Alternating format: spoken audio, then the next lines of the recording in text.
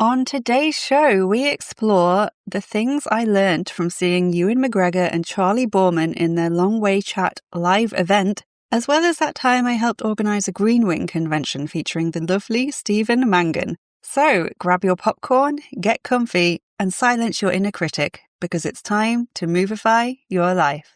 Welcome to the Movify Your Life show, the plot twist you've been waiting for.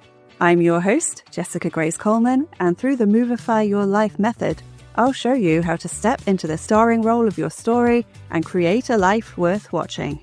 Every Movify Monday, you'll learn how to turn everyday moments into unforgettable memories, activate your main character energy, and use cinematic tools to boldly chase your biggest dreams, like the movie star you truly are. Because when the credits roll, I want you to look back at your life like it's the greatest film ever made, full of meaning, magic, and most importantly, zero regrets. And because I truly believe everyone deserves to live an epic life fit for the big screen. So grab your popcorn, cue the music, and together, let's Movify your life.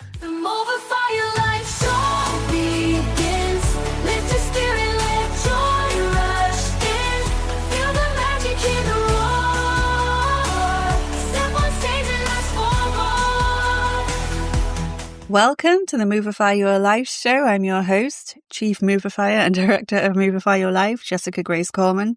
And I like to start each episode with what I've been watching this week or recently, and whether I would want to movify my life, like whatever TV show or film I've been watching. And recently, I went out to the cinema to see the 50th anniversary of Jaws. I believe it was the 50th anniversary. And it was Jaws 3D. Now, it was great to see it on the big screen because I don't think I have before.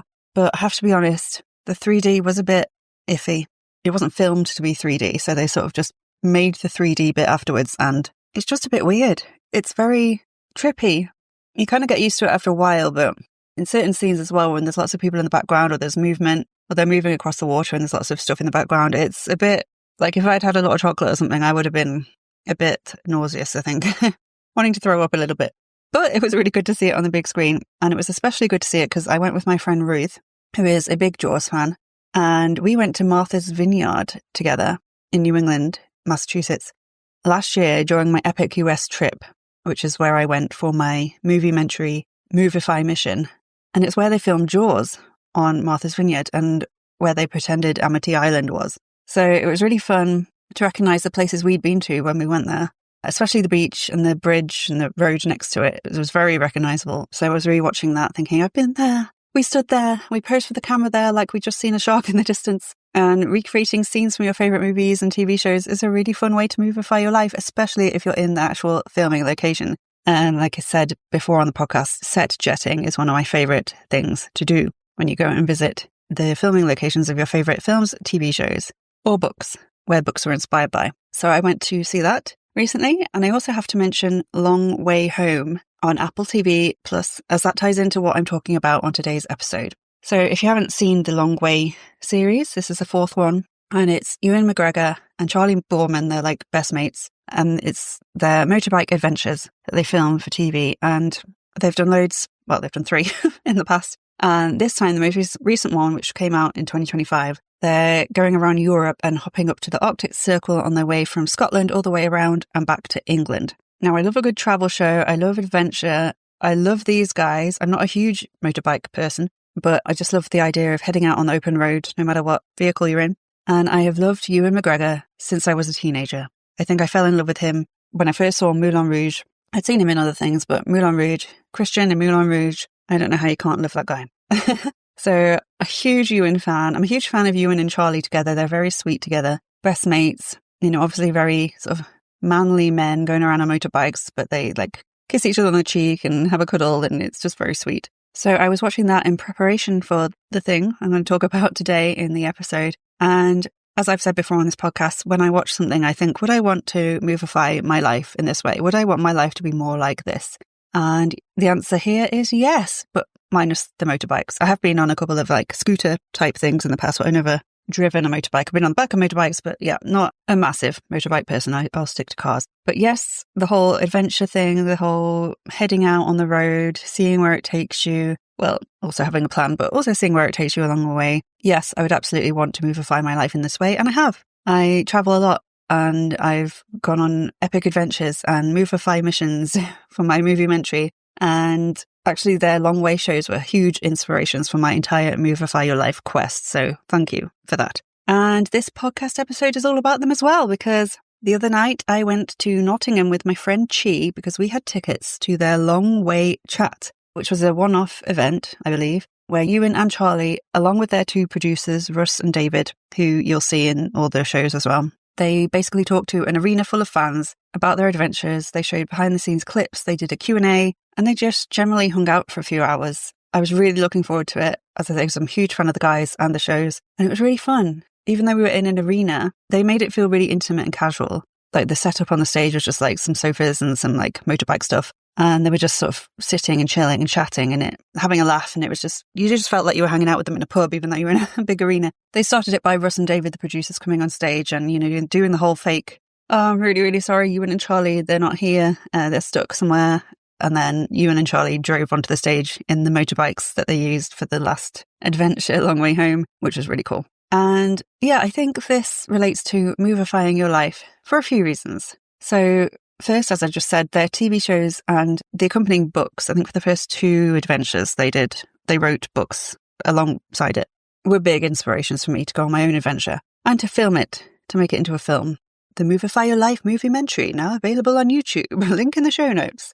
So without them, Movify Your Life may not have even happened, though I was also inspired by people like Dave Gorman and Danny Wallace and their crazy quests as well. Secondly, as you know, is a huge movie star. Charley is an actor as well, but not quite on Ewan's level. Sorry, Charley. But surrounding yourself in any way you can with movie star energy and going to see movie stars in the flesh, I think, is a great way of movifying your life. Just being around that energy, like these people, Ewan in particular, he's very confident in himself. He is although he did say he was nervous coming on, which was interesting to hear about. And then I think they all had a beer in the break and came back, and Ewan's mic was turned on a little bit too soon. And you could hear him in the background going, oh, we have to wait until the video is shown, right? Before we go out on stage. And then he was like, oh no, this is the video. Oh, it's ending. Oh, we're on. Oh shit. And then he came on. So that's quite funny. But just like that movie star energy, like this is a person who can transform himself into any character he needs to be. And that's what stepping into your movie star alter ego is all about, which I talked about last week. Get your free guide at movifyyourlife.com/free. I don't know why I keep doing that stupid voice. But yeah, movie stars, actors, it's all movifying your life. It's all about taking the idea of stepping into another character to become the person you need to be to go after the big dream you have. So I just love the fact that I saw Ewan McGregor in the flesh on the stage, and I was just like, yes, I need some of this energy in my life. Now, I didn't pay for the VIP ticket. There was an option to pay, I think it was around £600, maybe more, to go and meet them before the show and I think have your own Q&A or something. And if I had the money, I probably would have done it because I love Ewan so much, as I said. But just seeing him on stage, someone I've been a fan of for literal decades, was really, really cool and made me really happy, which is what Movify Your Life is all about. Happiness. But then there were some of the topics, themes, concepts that the guys talked about, other than the actual adventures themselves, and a lot of stuff about motorbikes. There are a lot of bikers there, unsurprisingly. And these things I really resonated with, and I think they fit in with the whole Movify Your Life philosophy as well. So one of these ideas was the notion of a kind of sliding doors moment. And if you've seen the film with Gwyneth Paltrow, you'll know what I mean. If you don't, I asked my trusty sidekick, Uncle ChatGPT, to explain it. And he said, a sliding doors moment refers to a pivotal, often small decision or twist of fate that leads your life down one path instead of another, like choosing to turn left instead of right, missing a train by seconds, or deciding to send a message you almost didn't. It comes from the 1998 film Sliding Doors, where Gwyneth Paltrow's character's life splits into two parallel timelines, one where she catches a train and one where she misses it. Each version leads to very different outcomes, relationships, and revelations. These moments highlight how even seemingly insignificant choices or chance events can dramatically alter the course of your life, like a cinematic what if. Thanks, Uncle ChatGPT. And I love this idea. It's kind of a scary idea in one way, but a really empowering idea in another way. because I love the idea that we're just one tiny decision away from a completely different life, and hopefully a better one. And I bring this up because Ewan McGregor had a massive sliding doors moment in their first adventure, Long Way Round, which was about 20 years ago now, that changed not only his and his family's life, but the life of someone who, until that point, he'd never met. Mystery. So yeah, basically, I'll probably get some of these details wrong because it's been a while since I saw the first one. But I think they were in Mongolia, and they were really, really tough terrain. It was sort of like sand and grit and gravel, and they couldn't get any sort of traction with their bikes, and they had miles and miles and miles to go, and they just were getting nowhere fast, and they were on a strict timeline because they had so many countries. This is one where they were going from England to New York, so I think it was London to New York, but the long way round, it was called Long Way Round. So they were going through Europe, through loads of different countries, and then to Russia, the Road of Bones, and then going over the sea and heading to the US, and it was epic. This was when they were much younger, and they did a lot more things that they haven't done in the most recent one. The most recent one was a bit tamer because, they're not 30 years old now or whatever it is. But the sliding doors moment was they were going through this terrain, and it was really, really, really tough, and they were really considering giving up. Like, not giving up the whole thing, but giving up, I think it was Mongolia, and heading to Russia where they knew were actual roads, and sort of cutting out the bit that they were meant to be going to. And they very nearly did. They sort of seized on this idea, and they were like, oh my God, that would be so much better. Let's just do that. And then they got their producers on the phone, on the like walkie-talkie, and talking it through with them. And I think it was either Russ or Dave, who said, I really think you should just keep going. Like, it's tough now, but you'll regret it if you don't. And they were also doing this UNICEF visit, and they would have to have cancelled that. And they're huge UNICEF ambassadors. So they were like, yeah, you're right. We're just feeling down because it's been so tough for so many days, and it doesn't feel like it's going to end. So they decided to keep going, and they did. And they went to the UNICEF place, and they met all these young orphan children. And there was one little girl in particular who wouldn't talk to anyone. It was so cute. And Ewan just felt so sad for her. Like, she had absolutely no one, and he could not get this little girl out of his head. And we don't hear about it in Long Way Round because this happened years after. I think it took them a couple of years. But basically, Ewan and his then wife adopted this little girl and brought her over to England or Scotland, and then the US, because he moved to the US, and brought her up as their own. And now, a quick intermission from our feature presentation. Okay, movie star, real talk. Are you tired of feeling like a background extra in your own life? Then it's time to step into the spotlight and activate your main character era. And I've got just the thing to help you do it. Grab my free Movie Star Alter Ego Starter Kit, your behind-the-scenes pass to creating the bold, brave, action-taking version of you who goes after their dreams like the star of a blockbuster. Inside, you'll discover how to design your alter ego, choose your transformational item, pick your theme song, and build the rituals and confidence cues you need to start living your life like the epic movie it was meant to be.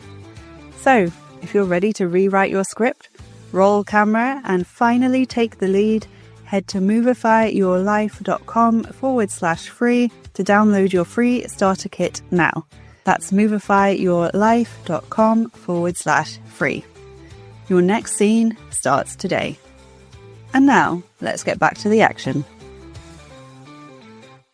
And in the third adventure, which was a few years ago, Long Way Up, so when they went from the bottom of South America up to the States, the United States, we saw her, and she was growing up. She was like 18 or something. And that was a real sliding doors moment because they very nearly gave up, didn't go to UNICEF at all. He wouldn't have met this girl. He wouldn't have adopted her. It wouldn't have changed his life. But more importantly, it wouldn't have changed this little girl's life. And she said in the thing, I don't know what would have happened if he hadn't picked me, if he hadn't met me. I might still be in Mongolia. I might be dead. Like a lot of kids, they don't make it. They don't have anyone to help them. So that was really gets you thinking, doesn't it? Especially as it came about because he nearly gave up on something just because it was hard. How many times have you given up on something because it was hard? I know I've done it so many times. And if you just kept going, just for, another day, another 5 minutes, you never know when you get to the point where you're over the hard bit, where you're over the hurdle. If you just kept going, what amazing thing could have been on the other side of that? So I think it really gets you thinking. And I just love that whole idea of the sliding doors moment. The guys also talked a lot about how traveling and seeing new places was amazing, but that it's the people you meet who really make it worthwhile, something I really resonate with. And, you'll always remember the people and you'll never forget them, even though you might forget the place or the circumstance around your visit. And I found this to be so true in life. I've met people when traveling who I know will be lifelong friends, and it's people who really made my trips over anything else. So Ewan gave us a reminder to go out and meet new people, and also to really put energy into the friendships we already have, because if we don't, they can just dwindle away. And I think his and Charlie's friendship was in danger of dwindling away when he moved to the US. And fortunately, they got in touch again and went on more adventures, and hopefully more to come. There was also a big theme of resilience during the talk, mainly because of Charlie.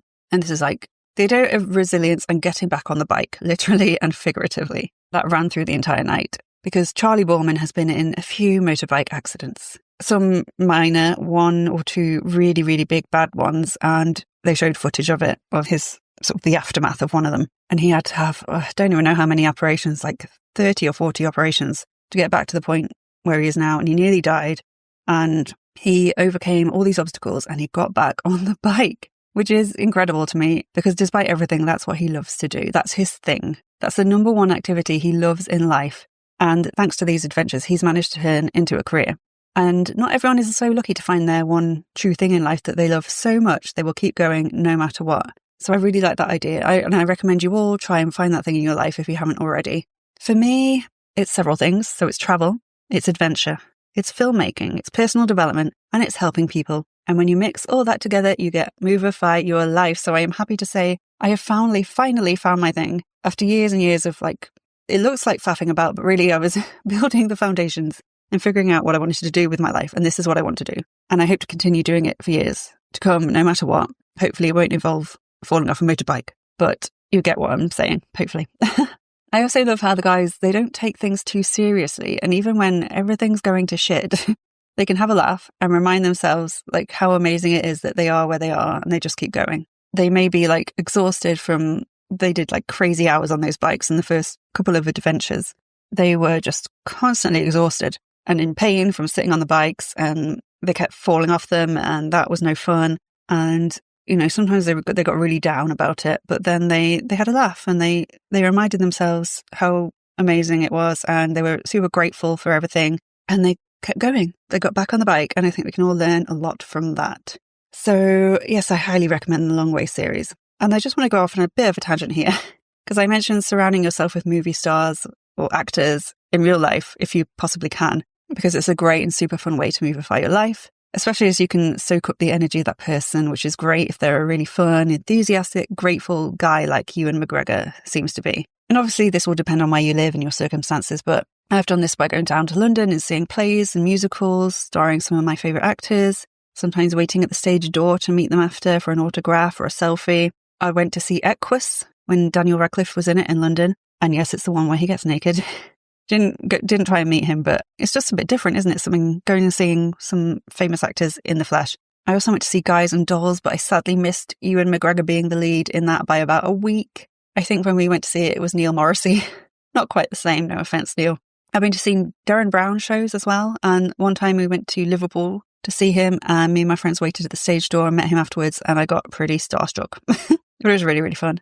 You can do this with book signings and other similar things. I've met a few celebrities that way, actors, authors, and it's always cool to be in their presence if you're a big fan. And talking of being a big fan, I still am a big fan of Green Wing, if you remember that show on Channel 4 years ago. This was when I was at uni, so quite a few years ago. I've seen a couple of plays featuring the cast, including Tamsin Greig, Julian Rhind-Tutt, and I was actually in a group of people who put on a Green Wing convention in a pub in London when I was at uni. And we managed to get Stephen Mangan, the actor who plays Guy in Green Wing, to be the guest of honour. I was movifying my life without realising it, but it was a bit random. So I was at uni, and I think I was probably avoiding writing an essay or something. And I decided to go on the Channel 4 website forum one day to look at what people were saying about Green Wing, because I really loved it. And there was this sub-forum about it, and everyone seemed really lovely. And I started hanging out there, as you do, online. And then 4 other people started throwing around the idea of some of us meeting up at a pub or somewhere in London and watching the show together. And I was in Brighton at the time at uni, so it was about, 50-minute train to London. I was like, yeah, I can do that. And that idea then turned into the idea for a full weekend convention. And I used to make websites for myself. I sort of taught myself basic HTML back in the time before you could just easily get a website builder to do it all for you. and I offered to create a website for the convention. So I sort of wangled my way onto the five-person now that I was a committee. I set up our own forum. And then one day I got a message from someone on the forum claiming to be one of the writers. And I was like, yeah, of course you are. Thought he was trolling me. But after much back and forth and some verifying, we found out he actually was one of the writers. And he initially offered some props from the show for us to auction off. I'm going on a massive tangent now, but I really enjoyed this. And I actually went and met him at a DVD signing some of the Green Wing actors were doing in London. And he gave me, I think it was a watch or something from the show, like something to auction off. At which point I verified he was actually legit, which the rest of the committee were pleased to hear. But then he went above and beyond. So he invited the writers, like some of the writers and creators of the show. And then he was like, I think I can get Stephen Mangan to come along. He's pretty cool. We were like, oh my God. He's like one of the stars of the show. He seems like a really great guy. Like if you've ever seen him in an interview, he's really fun, down to earth. So we were at the pub and I remember overhearing the writer I was talking to, who was called Richard Preddy, on the phone to Stephen. And Stephen Mangan was obviously asking what it was like, how many people were there, whether we were, scary stalker types. And Richard was trying to assure him it was all good and fine. Because then he said something to the phone like, no, they all seem quite normal, actually. I think you're fine to come, which made me laugh. And then Stephen Mangan came and had a brilliant time. So we have a lot to thank Richard for. And I want to mention him because he sadly passed away during the pandemic along with his wife, which was really, really, really sad. But he made so many people so happy with all the amazing comedy he wrote and with how he helped us put on an amazing Green Wing convention all those years ago. So thank you, Richard. Anyway, surrounding yourself with stars, movie stars, celebrities, actors. Stephen Mangan was so lovely. He hung around with us. He played games with us in the pub. If you've watched Green Wing, there's lots of like little games they play, little sort of comedy sketch bits. We recreated all those. And then we played a game of Geeball, which if you're a fan of a show, you'll know, which was on the green just outside the pub. Consisted of us all running around with waste paper bins on our head, trying to catch a ball and throwing insults at Stephen Mangan, which he tried to match. This is all in the rules of Geeball. It was so much fun. We did a Q&A with like the writers as well. We did a pub quiz. We auctioned off the props from the show and we raised over £5,000 for Great Ormond Street Hospital. Green Wing was set in a hospital. So we thought that was fitting. So I think that's a really cool way to movify your life, like literally throwing a convention for your favourite show or film, or whatever it is, and have some of the actual actors and writers turn up. And they were just so happy to be there because, this was like validation for them. They know that people watch the show, but the fact that some people would actually create weekend convention, put it on, coming from all over the UK to go there, that's got to be a pretty good ego boost. So they were really grateful and we were really grateful. So it was awesome.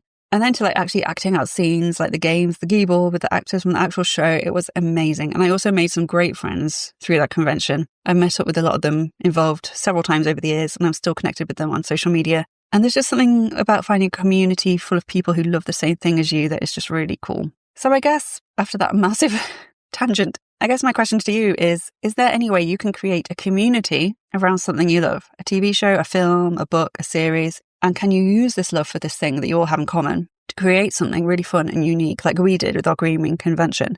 Now, it wasn't huge. I think we had about 80 people there. We took over an entire pub in London that had rooms so people could stay there. It wasn't like a huge convention hall or anything. It was really sort of intimate and nice and we got to talk to everyone. It was really, really cool. Yeah, who knows? You could put on a convention. You could get some of the actors, writers, producers, filmmakers, authors, whoever involved. And if you can, then I think you can well and truly say you have movified your life. So yes, that was a big tangent, but I just got really excited remembering that because it was a really, really cool memory from my uni days that actually had nothing to do with uni.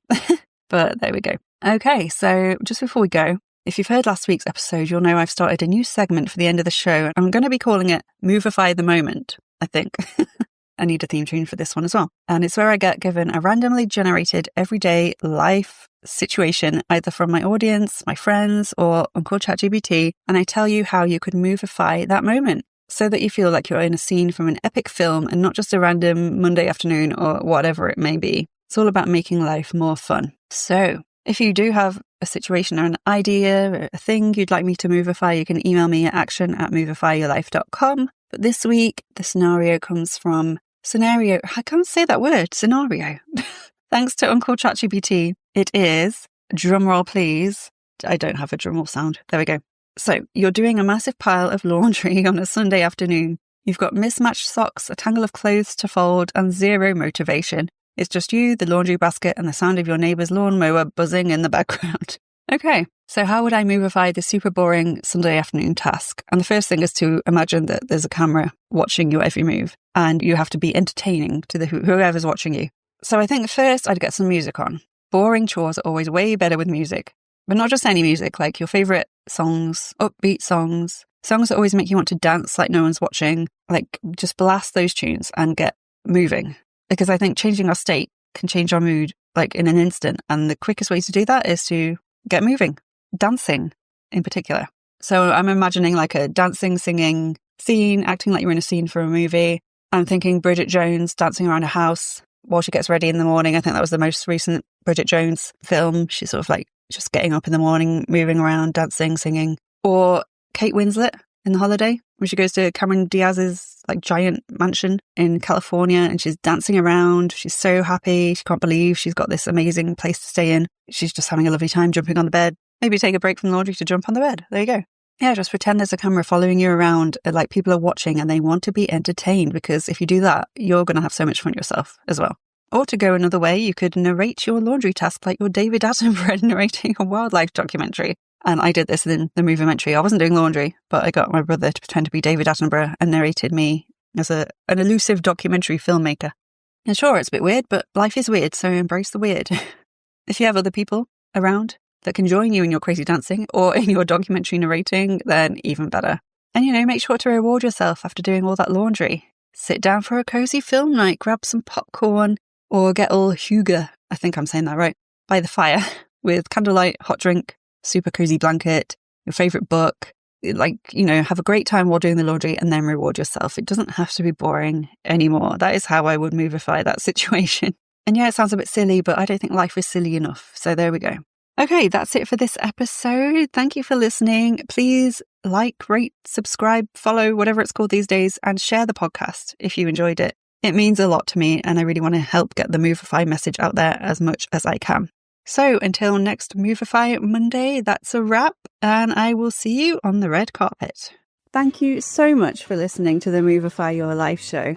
Before you go, don't forget to sign up for the main character memo mailing list at movifyyourlife.com/list for exclusive tips, treats, and behind the scenes magic.